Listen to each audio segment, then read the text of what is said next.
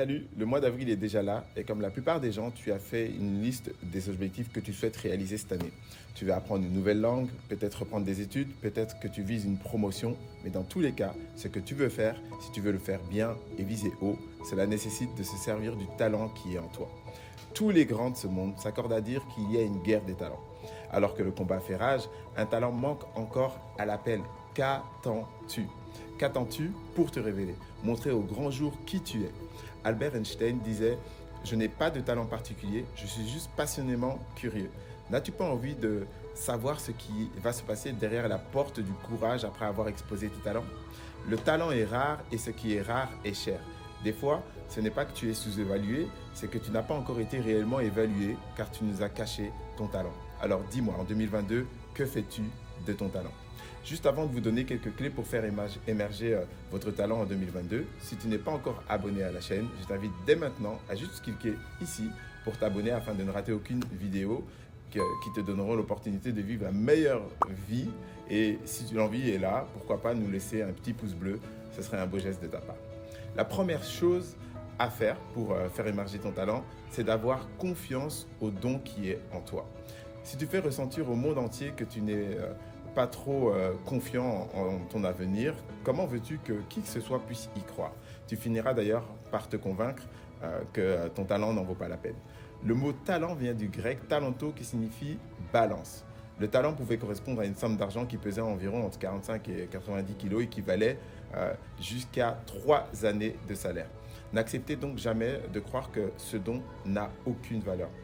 Un conférencier se présente devant une salle comble pour débuter son intervention. Il sort un billet de 500 $ de sa poche et le tient bien haut. Il demande qui aimerait avoir ce billet. De nombreuses mains se lèvent alors dans l'assemblée. Le conférencier dit « Je vais donner ce billet de 500 $ à quelqu'un, mais avant, laissez-moi faire quelque chose avec ». Le conférencier prend alors le billet et le chiffonne de toutes ses forces pendant plusieurs minutes. Puis il demande qui voudrait encore de ce billet. Toujours autant de mains se lèvent.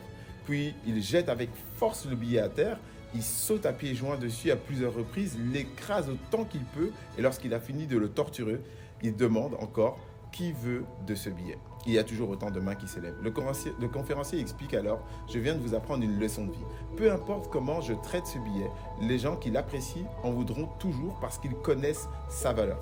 Votre talent est exactement comme ce billet. Il a été méprisé, insulté, négligé, des fois même par vous-même. Mais cela ne change pas sa valeur, notamment auprès de ceux qui l'apprécient, car la valeur de ton talent ne dépend pas de ce que tu fais, mais de ce que tu es. Donc retenez que vous l'utilisiez ou non, votre talent mérite votre estime car il a de la valeur. Pour augmenter la confiance que vous portez à votre don, commencez par des petites prises en main. Habituez-vous à lui. Si vous chantez, faites cela dans votre salle de bain, dans votre chambre.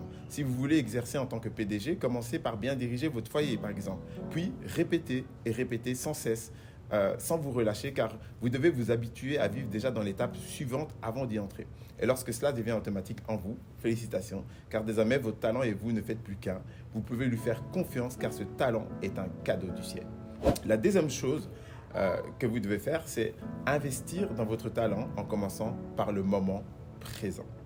Au lieu de chercher quelle sera la bonne personne pour investir dans les projets, dans tes projets et dans ton talent, sois la première personne à miser sur toi-même.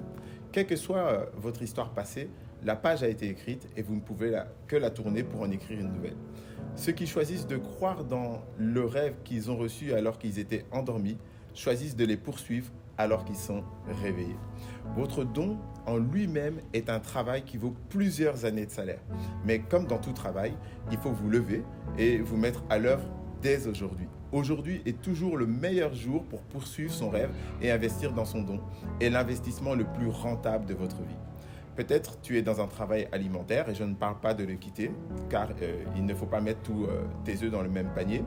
Mais ton plan d'action pour bâtir ton avenir ne peut pas être de continuer d'espérer que ton patron continue de te faire confiance suffisamment pour investir en toi, surtout si tu n'investis pas en toi-même.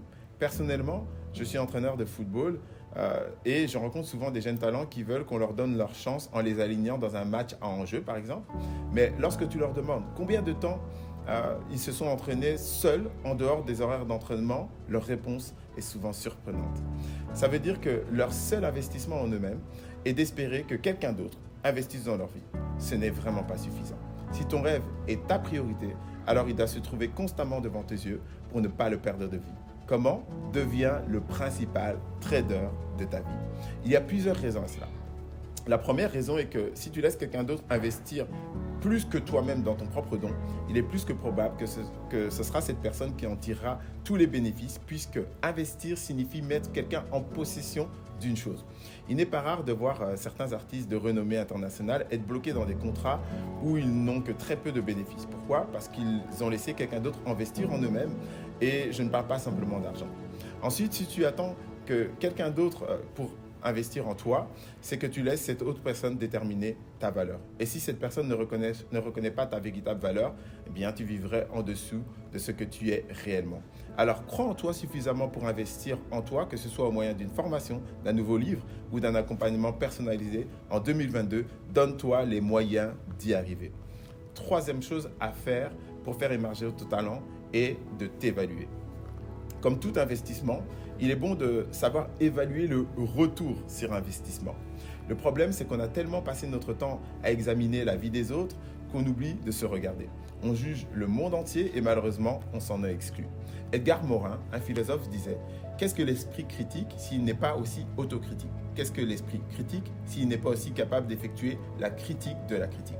Si notre regard sur notre vie ne fonctionnait pas pleinement, jamais nous n'aurions laissé notre talent à l'abandon. Je crois que notre critique devrait fonctionner comme la soif. Tant que tu as soif de plus, ne te donne jamais la note maximale et remets-toi au travail. La soif est un système d'alarme qui nous prévient lorsqu'on perd 7% d'eau sur les 65% présents dans notre corps. Si tu ne satisfais pas ta soif, tu te déshydrates et tu meurs. Heureusement, on ne meurt pas directement. Il y a plusieurs niveaux, plusieurs stades à la soif. Le tout est d'évaluer à quel stade sommes-nous. Mais lorsque tu es déshydraté et que tu bois, c'est comme si tu ressuscitais littéralement. De la même manière, lorsque vous réanimez votre don, vous ressuscitez littéralement. Non seulement vous vous ressuscitez, mais également tous vos proches qui vous connaissent et qui comptent sur vous. D'ailleurs, pour évaluer vos dons, il est des fois utile d'interroger vos proches afin de savoir s'ils pensent que vous utilisez pleinement votre potentiel. Ceux qui vous connaissent réellement ont certainement pu déceler en vous un incroyable talent qu'ils ont peut-être vu diminuer au fil des années et qu'ils aimeraient voir renaître plus que tout. La quatrième chose à faire pour faire émerger ton talent, c'est de le révéler au grand jour. Ce que j'explique souvent aux jeunes, c'est que l'examen est là justement pour attester ce que vous avez découvert dans le secret de votre chambre. L'examen n'est pas là pour découvrir des talents à proprement parler, mais pour rendre témoignage publiquement que ce que tu as en toi a été vérifié. À cette étape, il y a une chose primordiale. N'expose pas ton talent à n'importe quel jury et ne laisse pas n'importe quel jury te juger. Il est peu probable qu'un jury composé de basketteurs professionnels ait la possibilité d'apprécier à sa juste valeur ton talent de joueur d'échecs. Même si certains peuvent faire exception à la règle, il serait préférable d'exposer ton talent auprès de tes pairs dans ce domaine. C'est un peu ce que nous faisons lorsque nous exposons notre talent sur les réseaux sociaux au grand public rempli souvent de personnes dont le seul but est d'apporter un jugement sur tout ce qui se fait sur la planète Terre. Ils critiqueront la politique de la vaccination obligatoire avant de commenter les talents de Cristiano Ronaldo qu'ils considèrent être finis et riront ensuite de votre vidéo qui vous a pris 5 ans avant de vous lancer et termineront leur soirée à liker les vidéos de personnes qui se cassent la figure.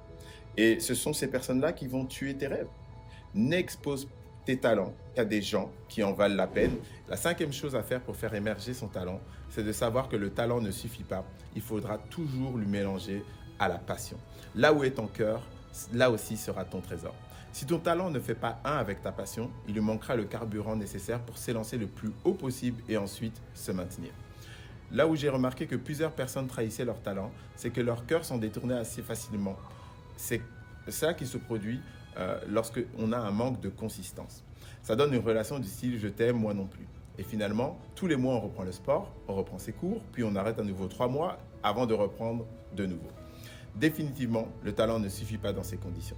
Ce qu'il vous faut, c'est cette énergie qui provient de votre amour, votre passion pour ce qui a été déposé dans votre vie et qui était là en tout premier. Redonnez-lui de l'attention, ne la trahissez plus. Voici les 5 choses que je voulais partager au travers de cette vidéo pour faire émerger votre talent. Si tu es intéressé par plus de conseils, n'hésite pas à nous contacter sur le site de l'Église de la Victoire. Tu trouveras toutes nos informations. On se dit à très bientôt.